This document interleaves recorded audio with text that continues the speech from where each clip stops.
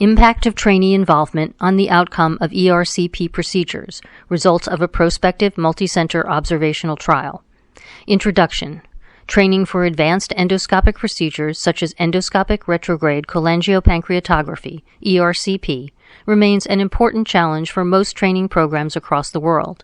In order to address this issue, standards for training duration, procedure volume, and competence assessment have been proposed by several societies, and key performance measures for independent ERCP practice have been defined.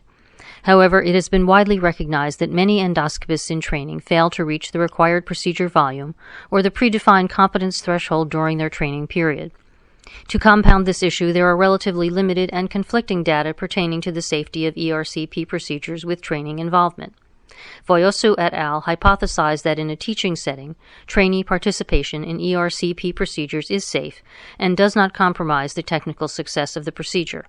This is very important because, as the incidence and severity of adverse events during ERCP, especially in low-volume centers, is not negligible, assuring patient safety remains of paramount importance. In their study, the authors aim to prove that ERCP procedures with trainee involvement do not differ significantly from procedures completed without trainee involvement, both in terms of technical success and procedure-related adverse events. Background. Training in advanced endoscopic techniques such as endoscopic retrograde cholangiopancreatography, ERCP, should be driven by key performance measures and standardized competence assessment in order to provide safe and high-quality interventions. Voiosu aimed to determine whether the involvement of trainees influences the outcome of the procedure and the incidence of ERCP-related adverse events.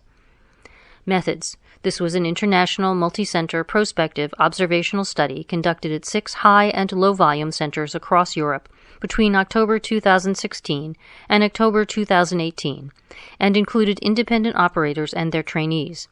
Standard report forms documenting indication, trainee involvement, technical outcome, and complications over a 30-day follow-up of consecutive ERCP procedures were included in the analysis. Technical success of the procedure and procedure-related adverse events were compared between procedures in the trainee group and the control group using bivariable and multivariable analysis. Results. 21 trainees and 16 control endoscopists performed 1,843 ERCPs during the study period. Trainee involvement in ERCP procedures did not decrease technical success. 92.4% versus 93.7%, p equals 0.30, or increase the risk of adverse events. 14.7% versus 14.6%, p greater than 0.99. Conversely, there were significantly more moderate or severe adverse events in the control group compared with the trainee group, 6.2% versus 3.4%, p equals 0.01. On multivariable analysis, only increased bilirubin levels, time to cannulation, and procedure difficulty level increased the risk of any procedure-related adverse event. Conclusion. Trainee involvement in ERCP interventions within a proper teaching setting is safe and does not compromise the success of the procedure.